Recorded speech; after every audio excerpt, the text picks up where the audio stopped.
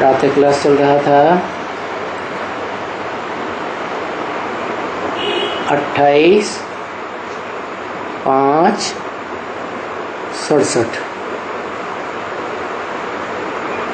रविवार को 7वें पेज के मध्य में बात चल रही थी।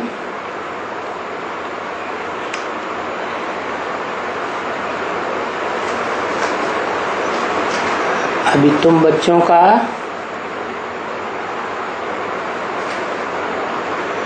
भक्ति मार्ग के ऊपर दिल नहीं होगा, क्योंकि जब बाप ये ज्ञान पढ़ाते हैं तो इन भक्ति मार्ग के शास्त्रों को क्या पढ़ें।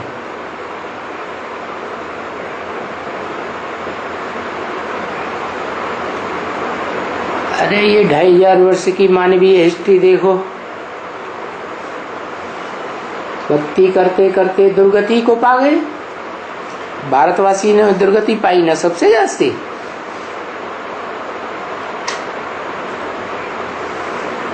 विदेशों का, विदेशियों का, विदेशी धर्मों का नाम बाला हो गया, उनकी संख्या भी बढ़ गई, भारतवासियों की संख्या कम हो गई,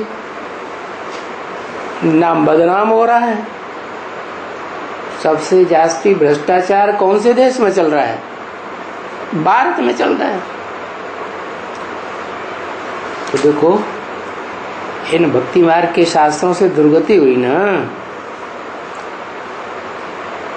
तो बुद्धि में आता है तुम बच्चों के को कि इन शास्त्रों को टच क्या करें,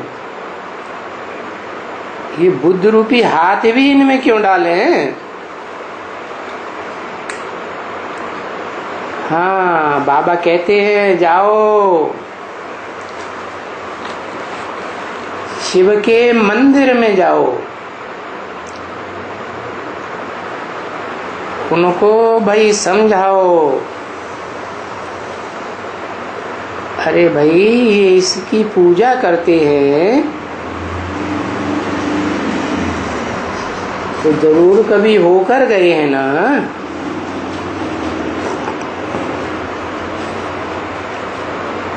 लिंग मूर्ति बनाई है तो जरूर होकर गए होंगे। मूर्तियां तो उन्हीं की बनाते हैं ना जो कभी होके गए हैं। नेताओं की हों, विद्वान पंडित आचार्यों की मूर्तियां हों, बड़े बड़े राणा प्रताप, शिवाजी जैसे योद्धाओं की मूर्तियां हों, कभी होकर गए हैं तभी तो बनाते हैं ना। शिव जयंती मनाते हैं, शिवरात्रि कहते हैं, महाशिवरात्रि। तो जरूर जब बड़े से बड़ी घोर अज्ञान अंधकार की रात्रि हुई होगी, भौतिकवादी तब ही आए होंगे। तो क्या करके गए? जरूर जो भौतिकवाद है ना, पंचभूतों का बाद, जिससे ये देह तैयार होती है,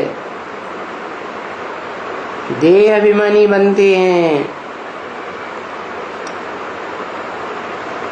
इस भौतिकवाद को खत्म किया होगा ना। अध्यात्मवाद की पढ़ाई होगी ना।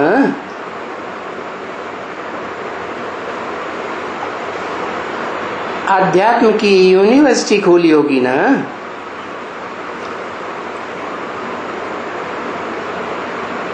अरे वो तो शिव बाबा भगवान है ना।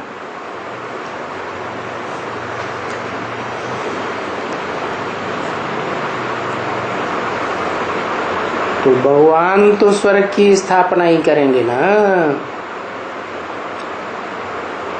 अंग्रेज लोग कहते हैं ना हेवनली गॉडफादर, तो जरूर हेवन की स्थापना की होगी।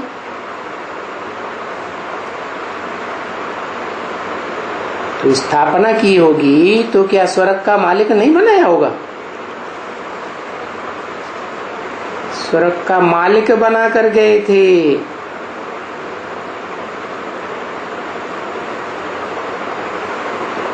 किसको?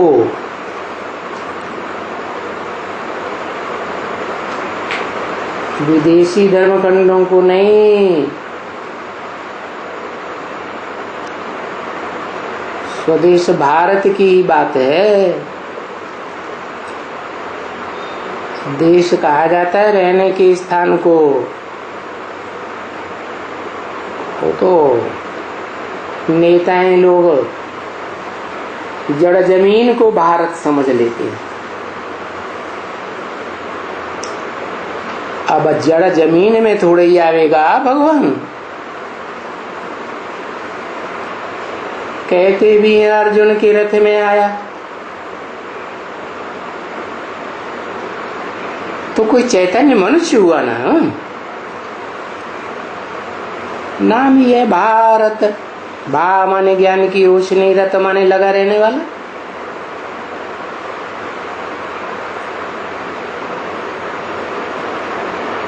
तो भारत में जो निराकार भगवान आते हैं,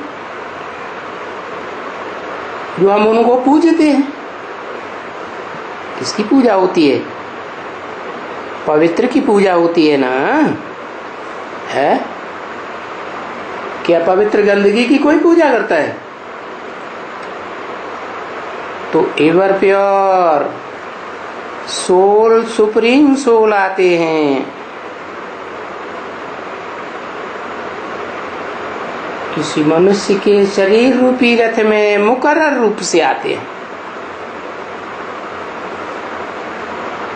तो अभी कल पूर्व की समान पुरुषोत्तम संगम युग में फिर से आए हैं मालिक बनाने के लिए। किसको मालिक बनाने के लिए? भारत को, जड़ जमीन को नहीं। कोई चैतन्य आत्मा की बात है, ऐसी मनुष्य आत्मा की बात है जो मनुष्य सृष्टि का बीज है। सब धर्मों में गाया हुआ है, आदम, एडम, आदिनाथ, आदिदेव।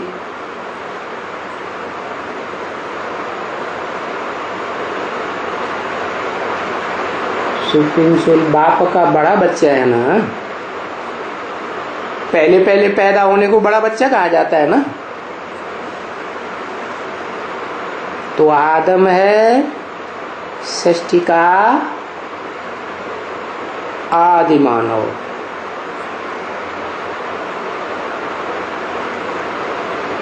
तो मालिक बनावेंगे दुनिया का।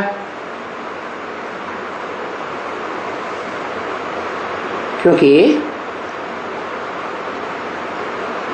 सामने विनाश खड़ा हुआ है पुरानी दुनिया का, पुराने धर्मों का, पुरानी मान्यताओं का, परंपराओं का, जो बड़ी दुखदाई हो गई। तो कहते हैं जिन्होंने ये दुखदाई परंपराएं बनाई, विधि विधान बनाए, ऐसी झूठी धारणाएं दिखाई धर्म की, उन धर्म पिताओं को छोड़ो। गीता में कहा ना, सर्वधर्मान परित्यज्य। फिर सब धर्मों को छोड़ेंगे तो धर्म पिताओं को नहीं छोड़ेंगे। कहते हैं धर्म गुरुओं को मारो गोली, तो छोड़ने से काम चल जाएगा। फिर कहते हैं माम एकम याद करो। क्या? एक तरफ छोड़ो और दूसरी तरफ एक को याद करो। किस एक को याद करो? है आत्मा अविनाशी है, देह विनाशी है, देह धारण करने वाले प्राणी अनेक हैं, उनमें काम करने वाली आत्माएं भी अनेक हैं। एक आत्मा के संस्कार न मिले दूसरे से तो किसको याद करें एकम? तो एक आत्मा को याद करें या कोई देहधारी प्राणी को याद करें? है किसको याद करें? एक आत्मा को याद करें। अब आत्मा सब ज्योति बिंदु। प्राणियों के तो रूप अनेक होते हैं, वो तो समझ में आ जाएंगे, पकड़ में आ जाएंगे। बिंदु बिंदु आत्माएं कैसे पकड़ में आएंगी, कैसे पहचानेंगे? कौन सी आत्मा बिंदु को याद करें?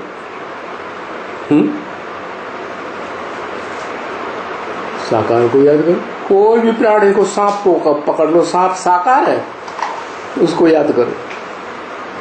सांप साकार है निराकार है? हाथी साकार है कि निराकार है? इसको याद करें। तो बाप कहते हैं मुकर्रर रथ को भी कैसे पहचाने? यही तो मुसीबत है कि जितने भी शरीर रूपी रथ हैं मनुष्यों के, उनमें कौन सा मुकर्रर रथ है? जैसे परमानेंट शरीर रूपी रथ में शिव बाप प्रवेश करते हैं संगम में, है? कैसे पहचानेंगे? बताया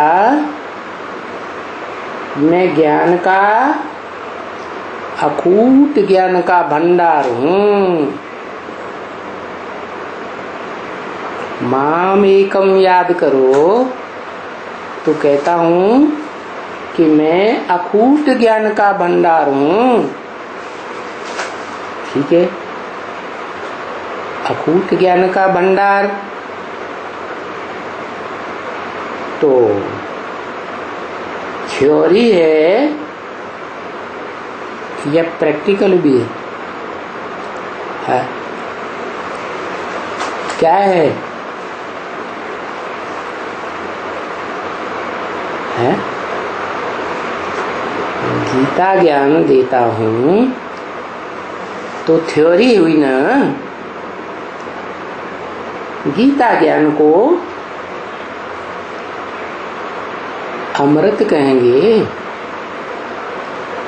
अमृत तो नहीं कहेंगे, क्योंकि मैं जो गीता ज्ञान देता हूँ ब्रह्मा के तन में, उसको मंथन करना पड़े। जैसे भोजन चबाते हैं तो खून बनता है, जितना चबाएंगे उतना जल्दी अच्छा खून बनेगा। ऐसे ही मैं ये जो गीता ज्ञान देता हूँ, अकूट ज्ञान का भंडार देता हूँ, तो उसको जितना मनन चिंतन मंथन करेंगे उतना अपना बनेगा। शुद्ध संकल्पों का खून बनेगा और उस शुद्ध संकल्पों के खून को ही सच्चा ज्ञान कहें। अमृत तुल्य तो पक्का निश्चय बुद्धि बनेगी। निश्चय बुद्धि विजयते, किस बात में विजयते? उस ज्ञान के द्वारा भगवान बाप को पहचानने में विजयते। नंबरवार पहचान होती है ना, कि सब मनुष्यों के एक साथ पहचान हो जाती है। तो ज्ञान के द्वारा, ज्ञान के मनन चिंतन मंथन के द्वारा मुझ बाप को पहचान कर याद करो कि कौन से मनुष्य तन में मुकर्रर रथ में प्रवेश करके पार्ट बजाया हूं। बाकी ऐसे नहीं है कि गीता ज्ञान का पाठ करने से, क्या सुनने से, और जो गीता सुनी है दूसरों को सुनाने से कोई मेरी पहचान हो जाएगी। पहचान करने के लिए क्या करना पड़े? भूल गए। अरे मनन चिंतन मंथन करना पड़े ज्ञान का। बाकी पूजा छोड़ो अभी। क्या भक्ति मार्ग में जो पूजा करते हैं ना, वो पूजा करने के कर्म कांडों को छोड़ो। अभी खास इस संगम युग में अभी मुझे पहचान कर याद करो। अभी यही कहते हैं। कैसे कहते हैं? वो तो बिंदु आत्मा है, अजन्मा है। कहते कैसे हैं? शरीर तो है नहीं। तो जिस मुकर्रर रथ में प्रवेश करके कहते हैं, और फिर रथ एक थोड़े ही है। जिस भी शरीर रूपी रथ में प्रवेश करते हैं तो उसका नाम ब्रह्मा देते हैं। ब्रह्मा भी कोई एक नहीं है। कहते हैं चतुर्मुखी ब्रह्मा, पंचमुखी ब्रह्मा। तो जो भी ब्रह्मा है, ब्रह्मा नामधारी, जिसमें चारों मुख इकट्ठे हो जाए तो उसको कहेंगे संपूर्ण ब्रह्मा। पांचों मुख। इसे तो पहचान कर याद करने की बात है। बाकी ज्ञान सुनने की जहां तक बात है, वो तो उस ब्रह्मा के द्वारा सुनाता हूं जिस ब्रह्मा से सारी सृष्टि ब्राह्मण बनती है। क्या सारी सृष्टि ब्राह्मण बनेगी तो मुक्ति होगी। ब्राह्मण नहीं बनेंगे तो मुक्ति, जीवन मुक्ति भी नहीं होगी। तो जिस ब्रह्मा के द्वारा सारी सृष्टि को गीता ज्ञान मिलता है, क्या कि मैं आत्मा, मैं शरीर देहधारी आत्मा हूं, देह नहीं हूं,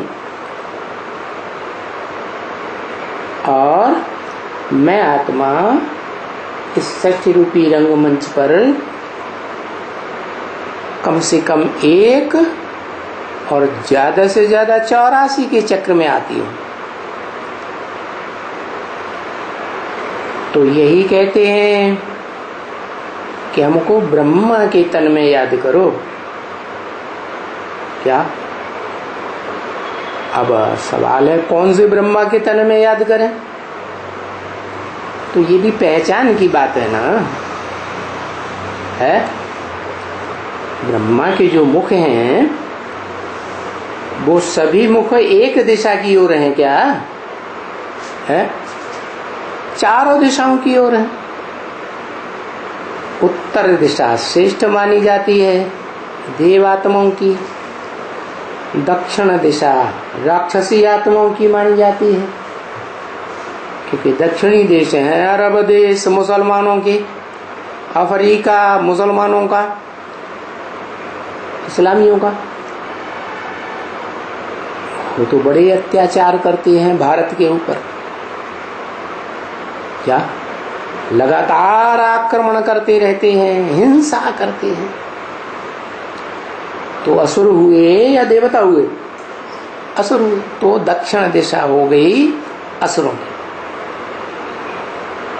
अब रही पूर्व और पश्चिम। तो पूर्व की दिशा से सूर्य उदय होता है। स्थूल सूर्य भी उदय होता है, और जो ज्ञान सूर्य है आत्मा, जो सूर्य सदैव डिटैच रहता है।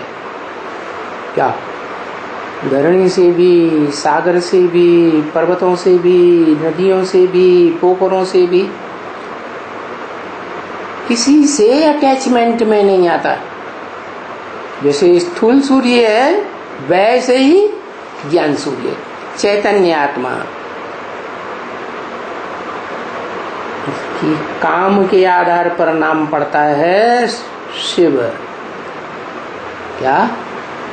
वो सदैव कल्याण का कार्य करता है। षष्ठी में आकर कोई भी अकल्याण का कार्य नहीं करता है।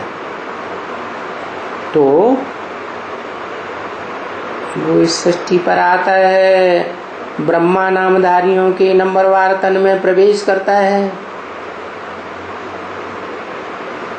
तो ब्रह्मा का जो मुख पंचमुखी ब्रह्मा कहा जाता है, तो सबसे श्रेष्ठ मुख कौन सा हुआ है? जो ऊपर की ओर दिखाते। क्या? बुद्धि ऊपर की ओर। तो जरूर बुद्धि रूपी सर ऊपर की ओर, तो लात इस दुनिया की ओर, नीचे की ओर।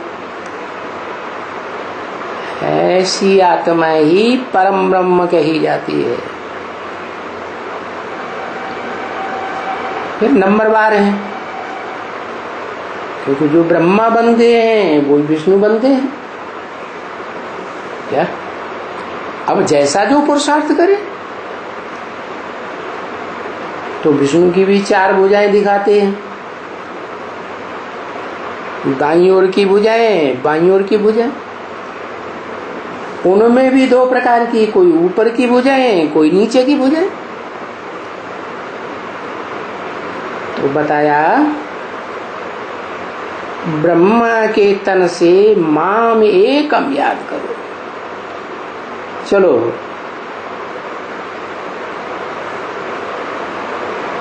तुम्हारी आत्मा में जैसा रिकॉर्ड भरा हुआ हो, अव्वल नंबर ब्रह्मा का बच्चा, 2वें नंबर ब्रह्मा का बच्चा, 3रे नंबर ब्रह्मा का बच्चा, 4थे नंबर ब्रह्मा का बच्चा, 5वें नंबर का ब्रह्मा का बच्चा। रिकॉर्ड भरा हुआ है ना आत्मा में, अनेक जन्मों का या एक जन्म का। तो उस रिकॉर्ड के अनुसार माम एकम याद करो। माना जिस किसी भी ब्रह्मा के तन में याद करो, तो एक स्वरूप को याद करो, तो क्या होगा? तुम अपने धर्म में ऊंच पद पावेंगे।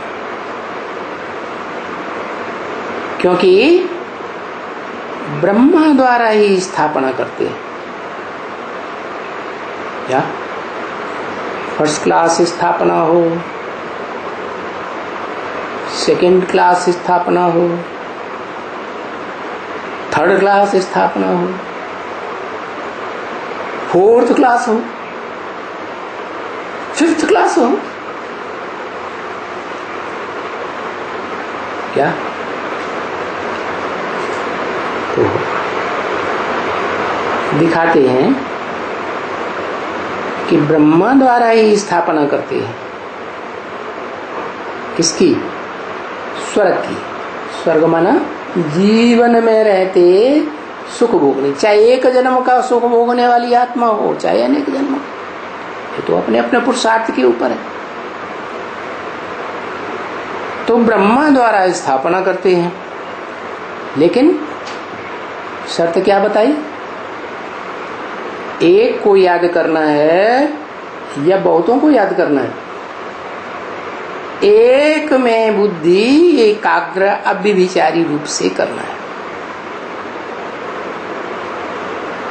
तो जैसी स्थापना होती है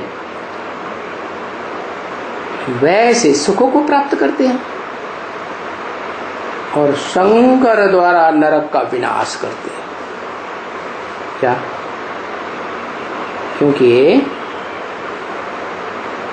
जो जो आत्माएं सृष्टि रूपी रंगमंच पर पहले पहले आती हैं सोल वर्ल्ड से, आत्मलोक से, तो वो आत्माएं पहले पहले जरूर स्वर्ग का अनुभव करती है, जीवन मुक्ति का अनुभव करती है, माने जीवन में रहते रहते सुख अनुभव करती है।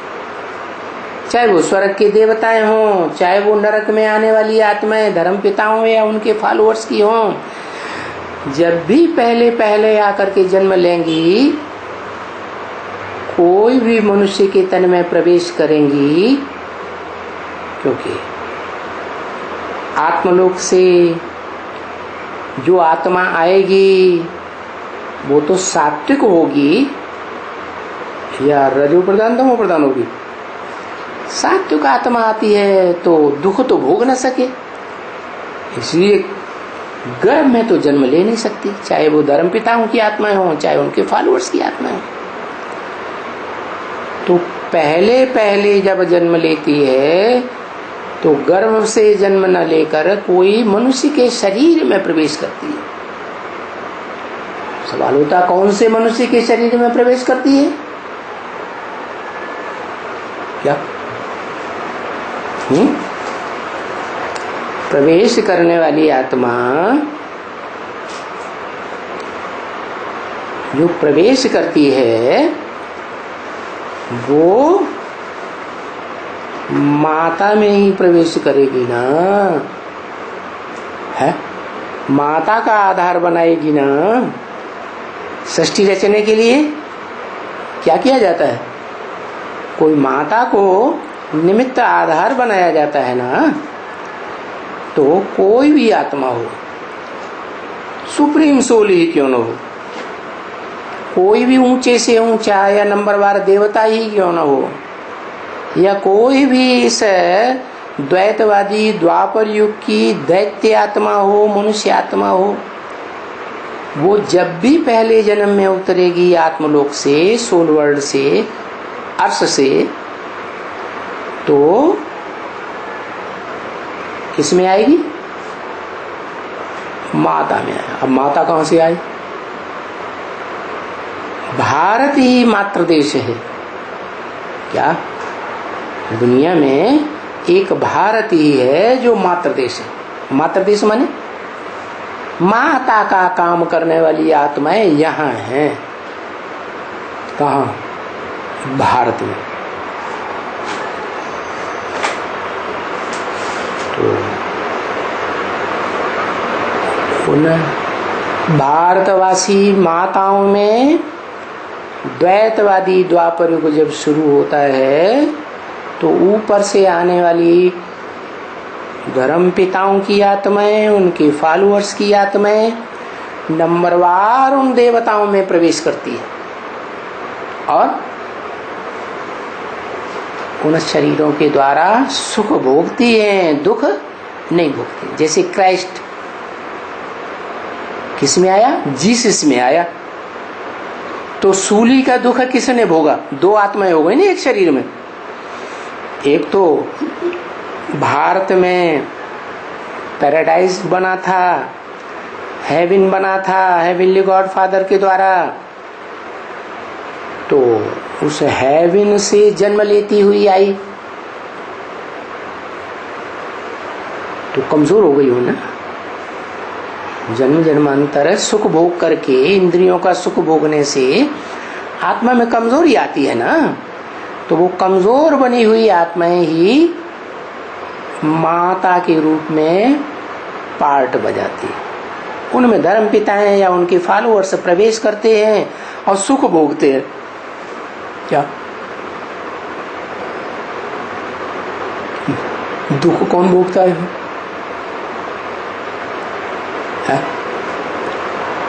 अरे कौन सुख भोगता है, कौन दुख भोगता है? नंबरवार तो होंगे ना। तो बाप कहते हैं पुरुष साहब दुर्योधन दुशासन होते हैं। क्या वो अपना सुख भोगना बंद नहीं कर सकते, चाहे किसी को दुख हो चाहे ना हो। तो वो आत्माएं क्राइस्ट जैसी आत्माएं या कोई भी धर्म पिता उसके फॉलोअर्स की आत्माएं जिस किसी भी भारतवासी आत्मा में प्रवेश करती हैं तो अपना सुख देखती हैं, जिसमें प्रवेश करती हैं उसको क्या दुख होता है। धर्मपिता की आत्मा आएगी तो धर्म का धक्का खाएगी ना, तो वो नहीं धक्का खाती। धक्का खाने वाला शरीरधारी या प्रवेश करने वाली आत्मा, शरीरधारी आत्मा, तो वो धर्म के धक्के खाती है, उनके फॉलोअर्स भी उसके साथ धक्के खाते हैं, दुखी होते हैं। और वो आत्माएं कौन जो प्रवेश करती हैं, वो जैसे पुरुष हो गई। पुरुष ही तो बीज डालता है ना, तो वो अपने प्रकार का ज्ञान का बीज डालती है। अब ईश्वरी ज्ञान का बीज थोड़ा ही डालेंगे, ईश्वर तो सबसे ऊंचा, सारी दुनिया के आदि मध्य अंत का ज्ञान जानता है, वो तो आती ही बीच में है इस सृष्टि रूपी रंगमंच पर। तो इस सृष्टि के चक्र का पूरा ज्ञान उनकी बुद्धि में थोड़ा ही हो सकता, तो वो ज्ञान का बीज डालती हैं और सुख भोगती है। तो बताया कि फिर ऐसी आत्मा कौन है इस सृष्टि रूपी रंगमंच पर, क्या जो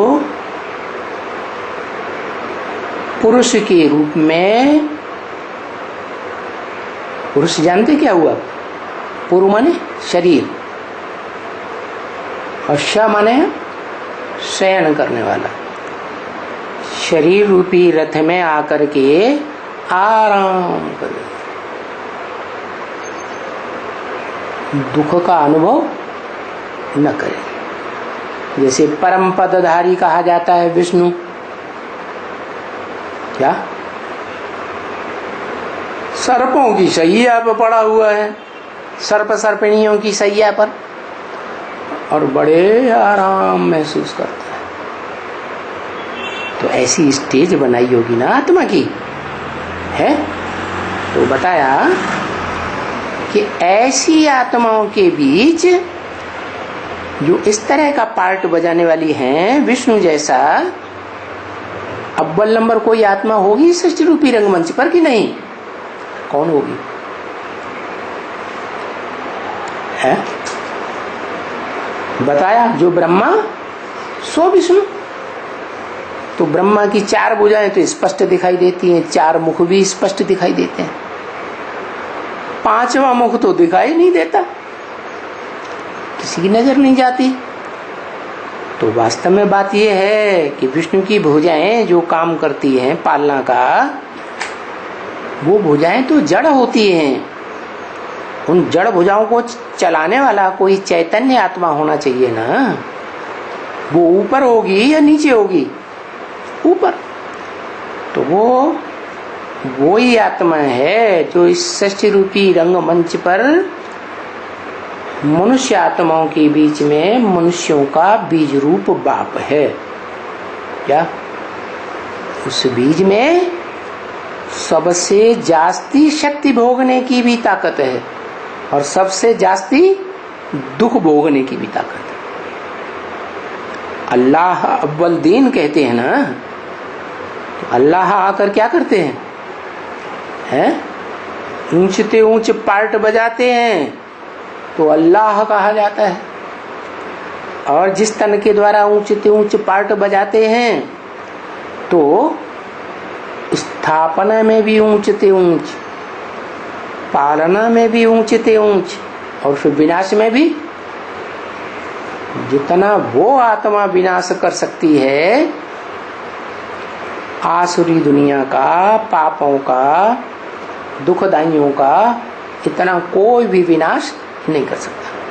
ये तो सब जानते हैं कि धर्म पिताएं स्थापना करते हैं अपने धर्म की, पालना भी करते हैं, लेकिन विनाश कोई नहीं करता।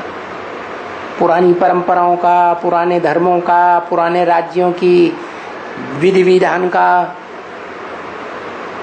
तो एक ही धर्म पिता है जिसे अल्लाह अव्वल दीन कहा जाता है। वो इस सृष्टि पर जिस मुकर्रर रथ में आता है उसके द्वारा वो काम कराता है जो दुनिया में कोई मनुष्य आत्मा नहीं कर सकती। क्या? क्यों नहीं कर सकती? क्योंकि स्थापना और पालना होती है पवित्रता से। क्या? घर परिवार की धरित्री माता पवित्र होगी, है? सधवा होगी तो अच्छे से पालना करेगी, और वैश्या होगी तो परिवार बिखर जाएगा, दुखी होकर के या सुधर जाएगा। कहते भी हैं घर की धरित्री अच्छी हो तो घर स्वर्ग बन जाए, और घर की धरित्री अगर गंदी है, विभिचारिणी वैश्या है, तो घर नरक बन जाए। तो स्पष्ट हो जाता है कि किसके द्वारा विनाश करते हैं? किसके द्वारा विनाश करते हैं? कहते हैं माता को माता न भवति। क्या माता को माता बनती है? नहीं बनती। अच्छा, देव देव महादेव सीरियल देखा है? देख लो, जो काम शंकर जी नहीं करते असुरों का विनाश करने का, उन असुरों का विनाश कौन करती है? वो ही माता करती है। तो माता जब विकराल रूप धारण करती है तो जो काम कोई नहीं कर पाता है वो काम माता करके दिखाती है।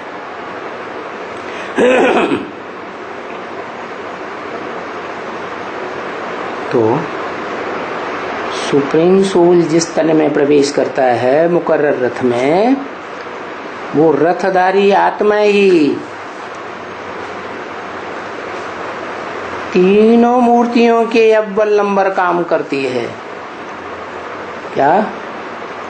अव्वल नंबर ब्रह्मा तो गाई जाती है परम ब्रह्म।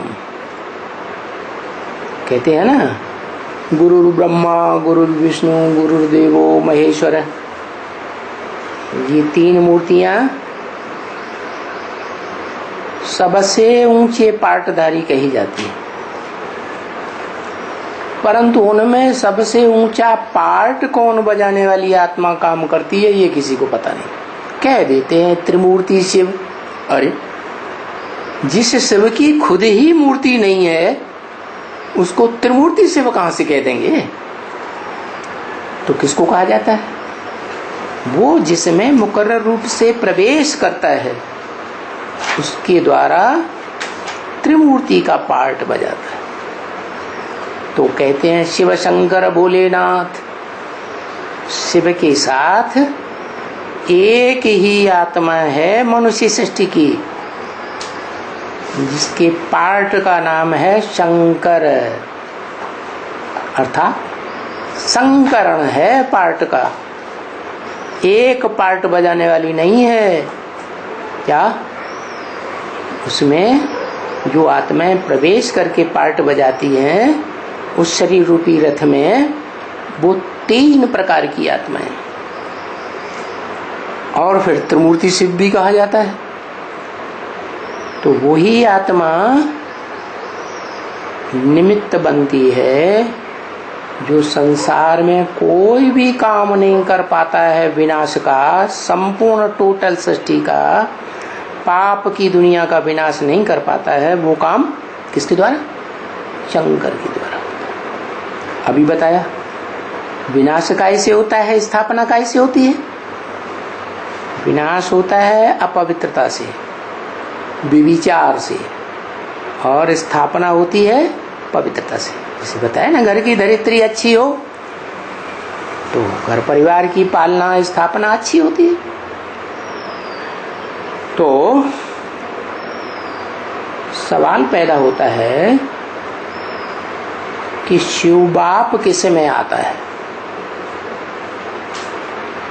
शिव बाप तो परम पुरुष। क्या? शरीर रूपी पुर में शयन करने वाला ऐसी परमात्मा कौन सी है जिससे जास्ती आनंद पूर्वक शयन इस षष्ठी रूपी रंगमंच पर पार्ट बजाने वाली कोई आत्मा नहीं हो सकती। कौन है? शिव। कैसे? पतित दुनिया में आती है, पतितम कांटे के शरीर में प्रवेश करती है, फिर भी डिटैच होके पार्ट बजाती है। इसलिए वो ही परम पुरुष है। बाकी षष्ठी रूपी रंगमंच पर जो भी आत्माएं हैं वो नंबरवार। तो 2 नंबर की कौन हुई है? 2 नंबर का वही आत्मा हुई जिसमें सुप्रीम सोल प्रवेश करके पहले पहले नाम देते हैं ब्रह्मा। उस पुरुष को सभी धर्मों में मान्यता प्राप्त है। आदम, एडम, आदिदेव, आदिनाथ।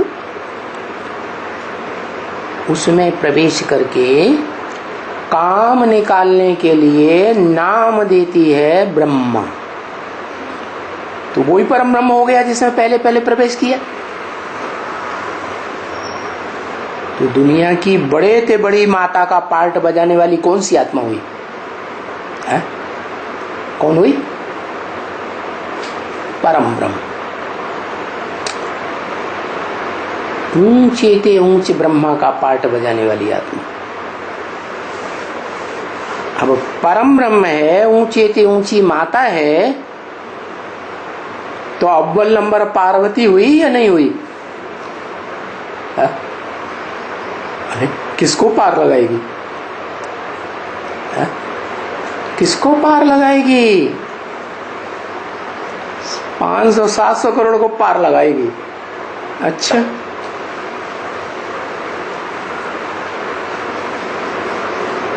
पहले तो शिव सुप्रीम सोल इस दुनिया से छूटे, मुक्त हो जाए। जो बोलता है मुझे पतित तन में आना पड़ता है, पतित शरीर में आना पड़ता है, बंदरों के बीच में आना पड़ता है माने मजबूरी है, मजबूरी से पार्ट बजाता है।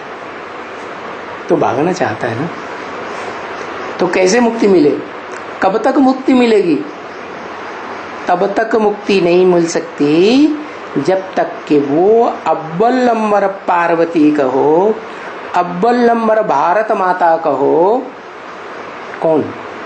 मनुष्य सृष्टि का बीज रूप बाप आदम, वो आत्मा जब तक संपन्न पुरुषार्थ न कर ले, आत्मिक स्टेज का क्या?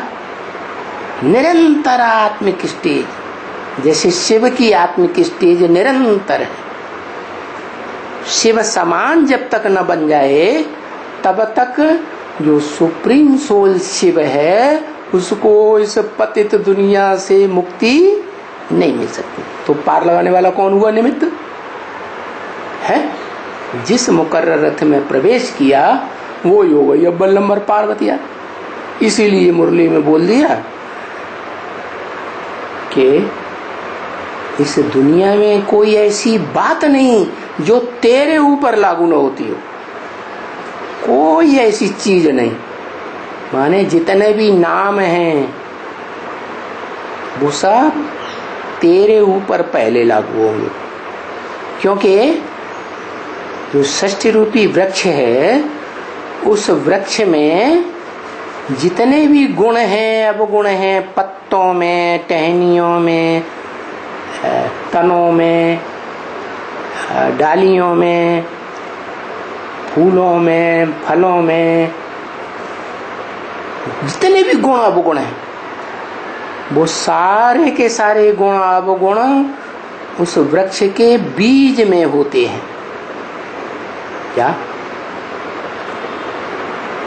तो वो बीज है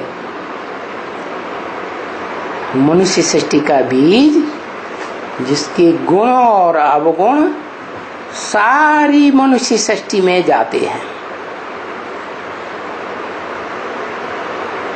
प्रत्येक प्राणी मात्र में जाते हैं।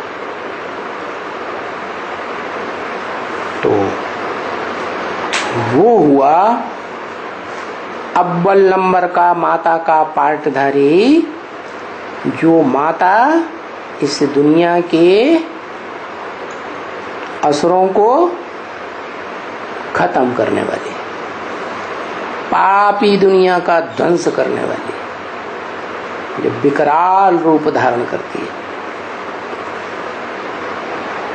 तो दिखाया कि शंकर द्वारा नरक का विनाश। अभी बताया ना, विनाश कैसे होता है? अपवित्रता से। अपवित्र तो द्वापर युग से सभी मनुष्य मात्र होते हैं। भ्रष्ट इंद्रियों से भ्रष्ट कर्म करते हैं दुख देने का, तो पतित तो हुए ना। है? और पतित तो देवता नहीं होते, देवताएं नीचे नहीं गिरते। सतयुग में 16 कला संपूर्ण, त्रेता में 14 कला कैसे बन गए, द्वापर में 8 कला कैसे बन गए? गिरे नीचे तभी बने ना। तो पतित तो सब बनते हैं, इसलिए बोला बल पतित बनना है। इस सृष्टि में हर मनुष्य आत्मा को पतित तो बनना है, नीचे तो गिरना है। चाहे देव आत्मा हो, चाहे मनुष्य आत्मा हो, चाहे दैत्य आत्मा राक्षसी हो, पतित तो बनना ही है। परंतु एक के साथ पतित बने, अनेकों के साथ पतित बनना बेकायदे। तो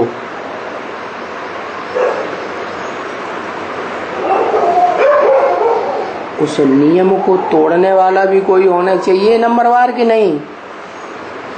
हा? अरे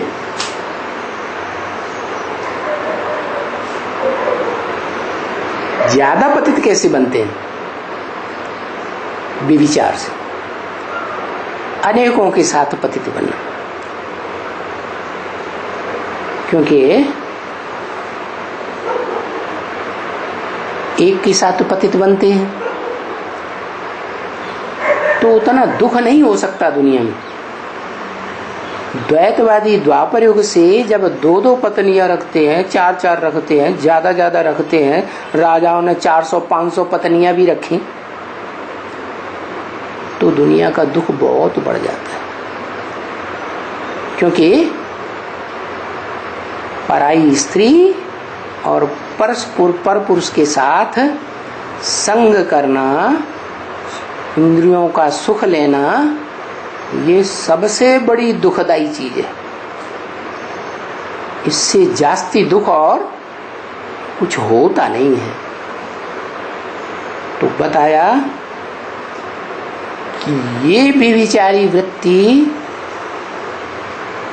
500-700 करोड़ मनुष्य आत्मा रूपी बच्चों में उतनी नहीं हो सकती जितना उनके बाप, मनुष्य सृष्टि का जो बाप है, उसमें वो वृत्ति भी सबसे जास्ती हो जाती है। क्या की वृत्ति? व्यभिचार की वृत्ति। इसलिए शास्त्रों में दिखाते हैं शंकर ने विष पिया, सारे देवताएं, सारे असुर घबरा गए। क्या? वो व्यभिचार का विष, सब घबराने लगे, कैसे इससे पीछा छूटे। क्योंकि जितना जितना व्यभिचार बढ़ता है उतनी उतनी बदबू में बढ़ती है, और बिना व्यभिचार के रह भी नहीं सकते। क्या? जैसे नाली का कीड़ा है? नाली में बदबू निकलती है, नाली में कीड़े बजाते रहते हैं। कीड़ों को बाहर निकाल करके साफ सुथरी जगह में धूप में रख दो, बिलबिला के खत्म हो जाएगा, या तो सरक के फिर नाली में पहुंच जाएगा। तो ऐसी हालत हो जाती है इस नरक की, रव नरक बन जाती है ये दुनिया। तो ऐसी नरक की दुनिया में क्या, उस नरक जिसे कहा जाता है नर का, का माने करने वाला, नर माने मनुष्य। मनुष्य क्या करने वाला है? नरक बनाने वाला है इस दुनिया में। उन मनुष्यों में अव्वल नंबर कौन हुआ? वो ही मनुष्य सृष्टि का बीज, क्या? जिसका नाम पुरुषार्थ संपन्न होने के बाद शंकर के रूप में शिव के साथ जोड़ा जाता है। तो उस शंकर के द्वारा नरक की दुनिया का विनाश करते हैं। मीडिया कौन बनता है? शंकर। क्यों? उसको मीडिया क्यों बनाया? इतने हत्यारे आदमी को? क्योंकि भगवान आकर के जिस हेवन की दुनिया स्थापन करते हैं, देवताओं की दुनिया, डीटीज इस दुनिया स्थापन करते हैं, उस दुनिया का सुख का संचालन तभी हो सकता है जब पाप की दुनिया खलास हो जाए। क्या? पापियों की दुनिया ध्वंस हो जाए। पापी खलास हुए नहीं और थोड़ी सी देवात्माएं तैयार हो गई, तो वो पापी, वो दैत्य, वो राक्षस उन श्रेष्ठ आत्माओं को जिंदा रहने देंगे? है? ताकत किस में ज्यादा होती है? देव आत्माओं में या दानव आत्माओं में? दैत्यों में, राक्षसों में ज्यादा ताकत होती है। राक्षसों में ज्यादा ताकत, वो पहले पैदा होते हैं। क्या बड़े बच्चे में ज्यादा ताकत होगी पहले पैदा होने वाले में या बाद में पैदा होने वाले में? हैं? बड़े बच्चे।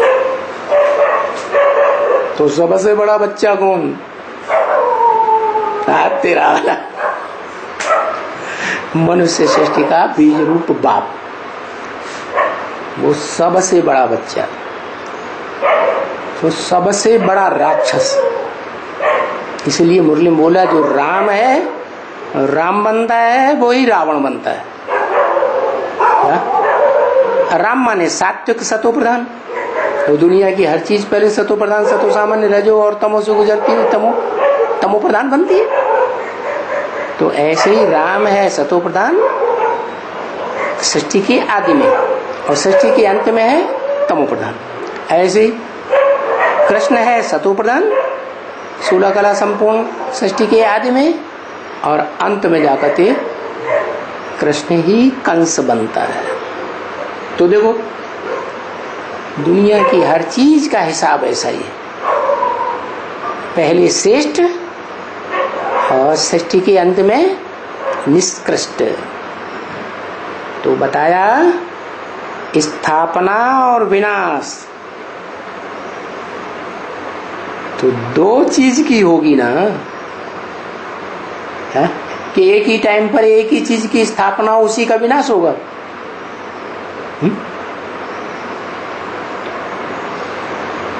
देवताई दुनिया में देवताई आत्माओं की स्थापना की है, तो उन्हीं का विनाश कर देंगे? है? नहीं,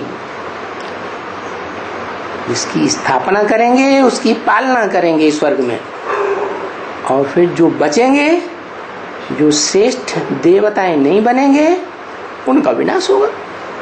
तो दो चीजें हो गई ना, है? स्थापना करने वाले श्रेष्ठ अलग थोड़े से निकले, और विनाश करने वाले अलग ढेर के ढेर निकलेंगे। तो नई दुनिया और पुरानी दुनिया का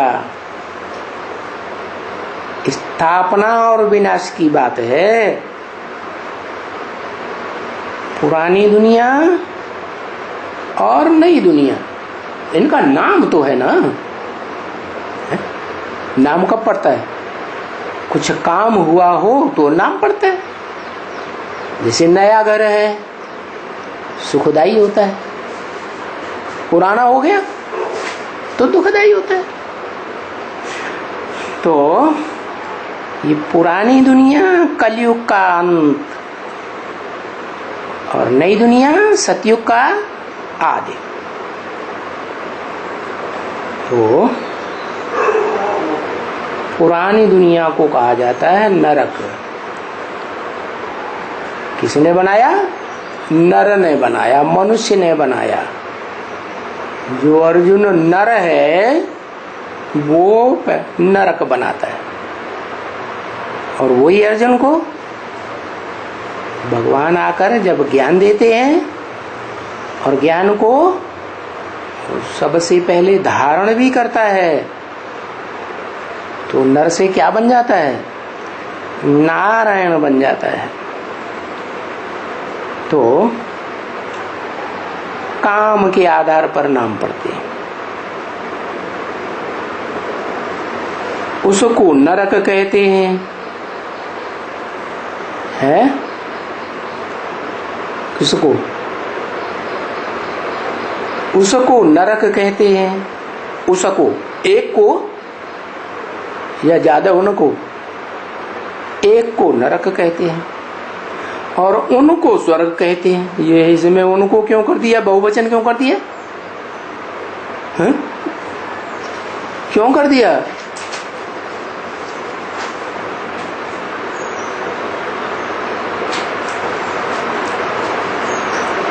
उनको स्वर्ग कहते हैं, माना स्वर्ग बनाने वाले कोई दो हैं, एक से नहीं बनता है। क्या कोई सन्यासी चाहे हम घर परिवार को स्वर्ग बनाएंगे, ईंटों के मकान में अकेला रहे, स्वर्ग आ जाएगा? नहीं। इसलिए कहते भी है न ग्रहम ग्रहमिति उच्यते। तो ईंटों का मकान घर नहीं कहा जाता है, गृहिणी ग्रहम उच्यते।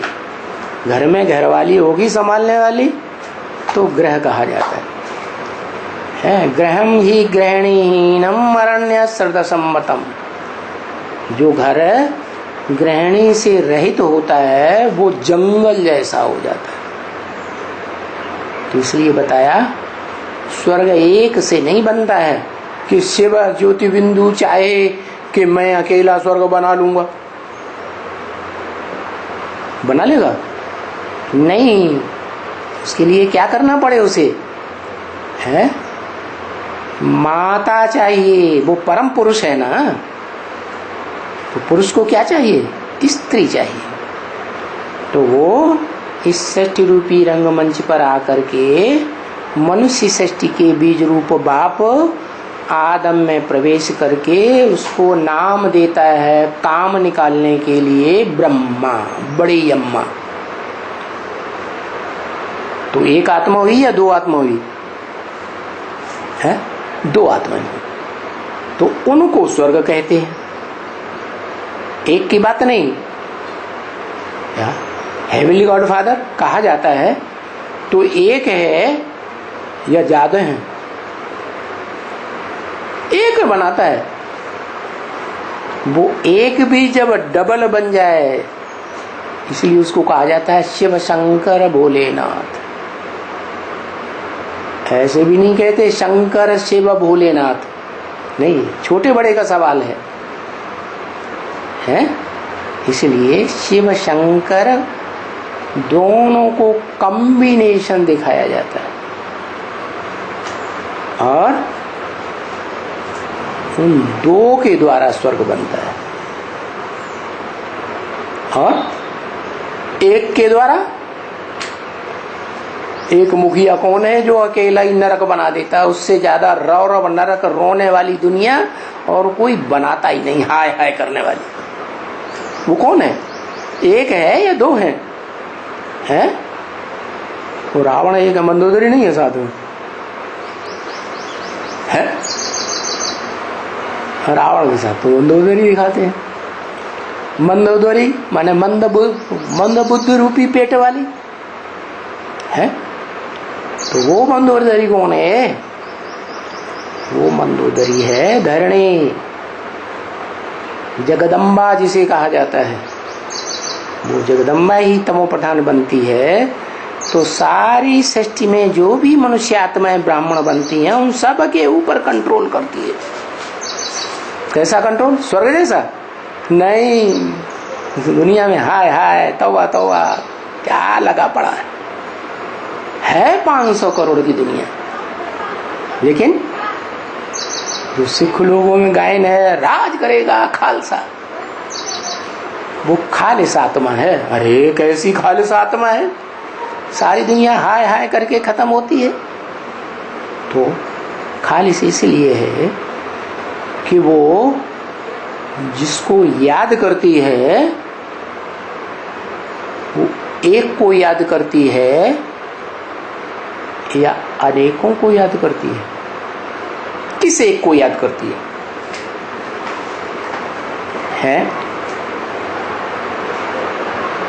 किस एक को याद करती है?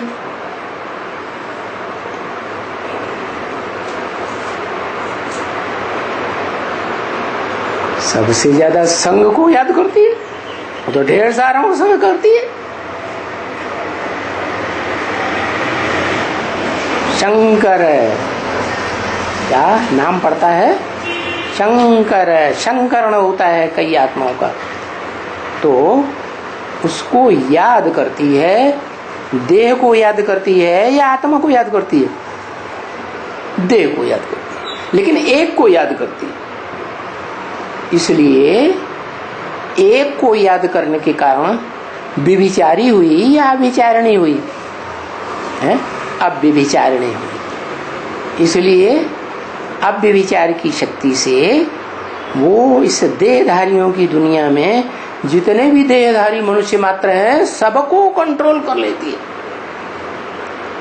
चाहे वो सूक्ष्म शरीरधारी हो और चाहे वो स्थूल शरीरधारी हो, सारी दुनिया को कंट्रोल करती है।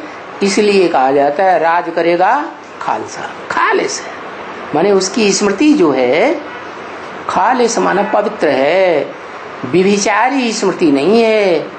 भले शिव को नहीं याद करती है, शिव सुप्रीम सोल को नहीं याद करती है, लेकिन शिव सुप्रीम सोल तो उसी देहधारी में प्रवेश है जिसको वो याद करती है?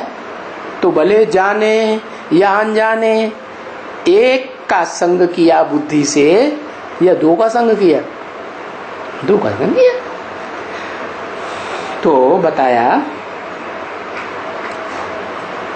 तो फिर तो क्या जगदम्बा को कहे नरक स्थापन करने वाला? नहीं, क्योंकि वो तो एक को याद करती है, अब विचार नहीं है। तो फिर नरक बनाने वाला कौन है? नरक का विनाश करने वाला कौन है? वो नरक बनाने वाला एक कौन है? जगदम्बा तो साबित नहीं, वो तो माता है, है? माता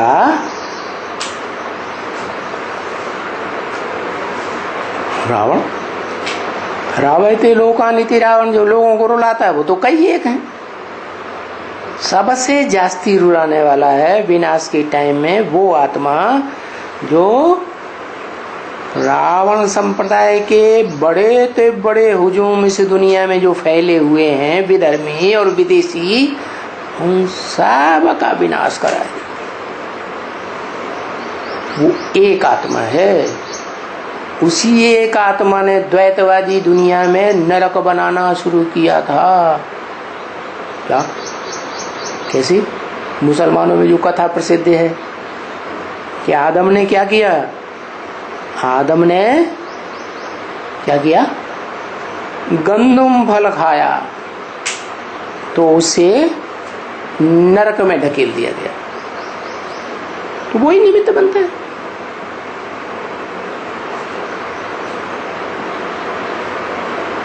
देखो, स्वर्ग का रचयिता और नरक का रचयिता, ये अंतर हो गया। स्वर्ग के रचयिता कम से कम दो, और नरक का रचयिता और उसका विनाश करने वाला एक। ओम। लेकिन यहाँ नरक का रचयिता एक को नहीं बताया। क्या क्या बताया? विनाश करने वाला है, जिसको विनाश करता है वो एक या दो, विनाश करने वाला एक और नई दुनिया बनाने वाले कम से कम दो। ओम शांति।